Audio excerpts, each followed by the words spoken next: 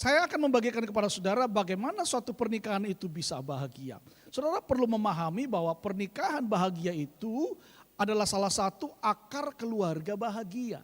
Kalau keluargamu mau bahagia, anak-anak bahagia, suami bahagia, istri bahagia, maka pernikahannya harus bahagia.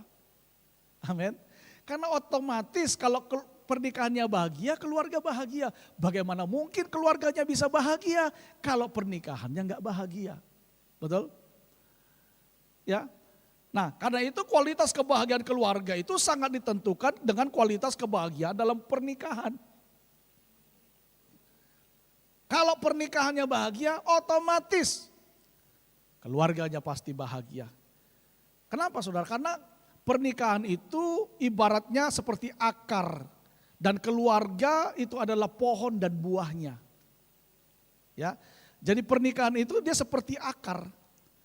Tapi keluarga itu seperti pohon dan buahnya. Kalau pernikahan akarnya bagus, dia kuat, dia kokoh, maka pohon yang akan tumbuh pasti akan kuat dan kokoh. Rumah tangga itu jadi kuat dan kokoh. Amin. Dan buah yang dihasilkan juga jadi buah yang baik. Ya, rumah tangganya juga menjadi rumah tangga yang baik. Anak-anaknya menjadi anak-anak yang baik. Kalau pernikahannya kacau balau, pasti anak-anaknya juga akan jadi anak-anak yang kurang baik. Bisa jadi anak-anak yang pemberontak. Anak-anak yang kurang kasih sayang. Kenapa? Karena pernikahan dari suatu pasangan suami istri itu tidak baik. Sehingga waktu dia mendapatkan keturunan, maka keturunan itu menjadi anak yang mungkin menjadi anak yang tertolak. Mungkin menjadi anak yang akhirnya pemberontak. Kenapa? Tidak mendapatkan kebahagiaan dalam satu pernikahan. Saya banyak menjumpai banyak keluarga-keluarga yang pernikahannya kacau. Anak-anaknya juga berdampak kepada anak-anaknya, berdampak kepada keluarganya. Ya, jadi saudara, kita harus membenahi pernikahan kita dulu, baru nanti keluarga itu pasti akan mengalami kebahagiaan. Amin. Amin. Ya, berkat keluarga itu dan berkat anak diawali daripada berkat daripada suatu pernikahan diawali dari sebuah pernikahan yang diberkati. Karena itu saya mau mengajak saudara yang sudah menikah, ayo jaga pernikahan saudara. Amin. Jaga pernikahan saudara karena pernikahan itu bukan main-main saudara. Pernikahan itu adalah lembaga yang Tuhan bangun di bumi ini dan itu adalah kudus. Karena pernikahan itu kudus, maka kita harus menjaganya dengan sungguh-sungguh. Kenapa? Karena pernikahan itu diumpamakan seperti hubungan Kristus dengan jemaat. Dalam Efesus pasal yang kelima. Ya, pernikahan itu diumpamakan hubungannya seperti Kristus dengan jemaat. Jadi itu pernikahan bukan main-main. Ya, makanya yang masih muda-muda ya, belum menikah, mulai sekarang kalau mau pilih yang baik-baik. Karena penyesalan itu pasti selalu datang di belakang. Sebelum penyesalan itu datang, saudara harus sungguh-sungguh berdoa, tanya Tuhan, minta dari Tuhan. Amin.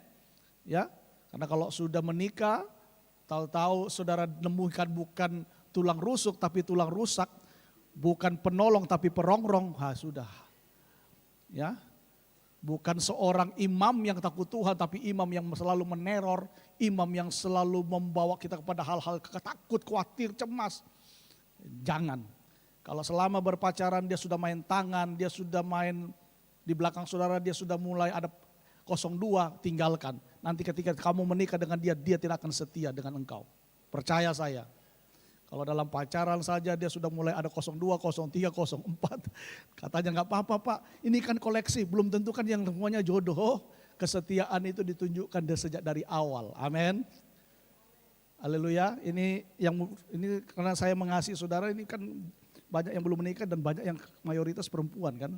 Jadi saudara, saya mau bilang kepada saudara yang masih muda, perempuan-perempuan engkau berharga. Ya, jangan melakukan hubungan seks sebelum diberkati. Amin. Kalau mau pacaran, pacaran yang kudus. Ada bagusnya saudara datang kepada kami. Saya bukan memuji Agnes ya, bukan. Tapi dia luar biasa. Ketika dia mau menikah, gagal dengan pacaran yang pertama, dia datang kami layani bla bla bla bla, dan akhirnya dia dipulihkan Tuhan, dan dia berjanji gini, Bapak dan Ibu, dia panggil kita orang tua, dan Bapak kalau saya nanti punya pacar, saya langsung yang saya utamakan, saya ketemukan itu pertama kepada Bapak dan Ibu. Dan benar saudara, banyak dia ketemu, dia cerita, Bapak saya gini ada dekat dengan ini. So yakin, belum ya sudah. Begitu dia dapat yang klik dan yakin, dia langsung ajak kami berdua. Dan dia langsung bawa calonnya ini, si Jordan ini. Saya juga kaget, baru kenal 1 bulan saudara ya. Langsung kita dikenalkan, kita bilang, anak, kok betul-betul sudah berdoa, sudah tanya Tuhan, pasti. Iya Bapak, makanya saya ajak Bapak dan Mama supaya lihat, supaya bisa konfirmasi. Saya bilang saya bukan Tuhan Allah, tapi coba kita lihat. Dan waktu saya lihat sama ibu, kita ketemu 4 mata. Bukan 4 mata, 8 mata. Ya, ngobrol dengan dia.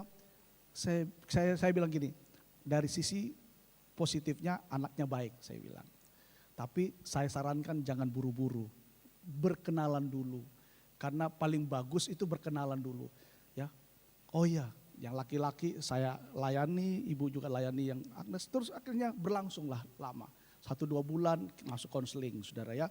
Dan mereka sudah bersepakat, saya tanya yang pria, oke, dia sudah yakin ini dari Tuhan. Yang Agnes juga yakin dari Tuhan. Oke, kalau begitu kalian ngomong dengan orang tua kalian masing-masing. Dan mereka akhirnya disetujui, pertunangan, pernikahan. Sudah cepat dalam waktu 3 bulan. Ya, ada orang bilang, ya waduh, pacaran itu harus lama supaya saling mengenal, belum tentu. Saya punya teman itu pacaran sejak SMP saudara. Ya, begitu menikah tetap gak cocok, akhirnya bercerai juga. Jadi bukan ditentukan dari lamanya berpacaran, tapi bagaimana kita mengambil satu sikap, keputusan bersama-sama. Yang paling penting itu apa? Kedewasaan rohani. Amin. Ya, karena kalau tidak pernikahan itu percuma saudara. Ya, makanya saya sarankan kalau ada di sini yang sudah punya pacar, datang ke kita, ke Pak Gembala. Bukan kita mau apa namanya? Mau kepo, tidak. Supaya kita bisa mengcover saudara. Jadi mereka itu kalau berpacaran kita selalu ingatkan, Bu Gembala selalu ingatkan, jaga kekudusan.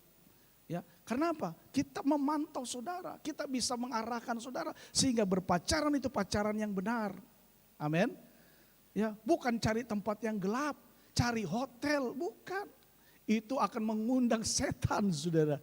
Ya, makanya kalau berpacaran jangan terlalu sering. Saya bilang sama Jordan, kamu kalau kemana-mana harus ada teman. Tidak boleh cuma berdua. Ajak ponakannya lah, anaknya. Tidak boleh berdua. Karena biasanya ada setan di antara kalian nanti.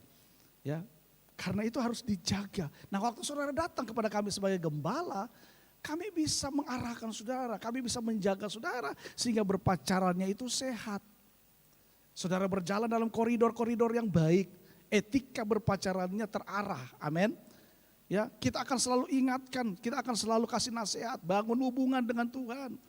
Ya, bahkan saudara dia bersaksi kemarin, dia berdoa gini, Bapak kami berdoa, dia berdoa berpuasa, minta karena di Manado itu musim hujan. Dia minta Tuhan kalau boleh minta mujizat, mulai dari tanggal 30, 31, tanggal 1, tanggal 2 puncak acaranya tidak hujan. Ya. Dan benar saudara, waktu kami sampai sana Manado memang hujan bulan-bulan itu ya, Ibu ya. Itu hujan saudara. Kami di hotel malam-malam hujan, siang-siang hujan, sore-sore hujan. Saya bilang aduh ini Agnes kalau nikahnya outdoor lagi. Gak lucu ini, tiba-tiba hujan kan sayang sekali. Lalu kita juga doakan saudara, mereka juga ambil waktu berdoa dan berpuasa dan mujizat terjadi. Tanggal 2 itu benar-benar cerah hujan, tidak hujan, panas terik. Mulai dari pagi itu memang agak mendung, tapi saudara malam tanggal 1 malam itu sempat turun hujan, krimis dan sempat mendung. Aduh kita bilang Tuhan besok jangan hujan Tuhan. Dan benar tidak hujan. Wah itu kesaksiannya dia bilang dia sampai kagum-kagum sama Tuhan. Selama 4 hari itu benar-benar Tuhan kasih luar biasa. Sampai akhirnya berlangsung pernikahannya dengan baik di luar dugaan.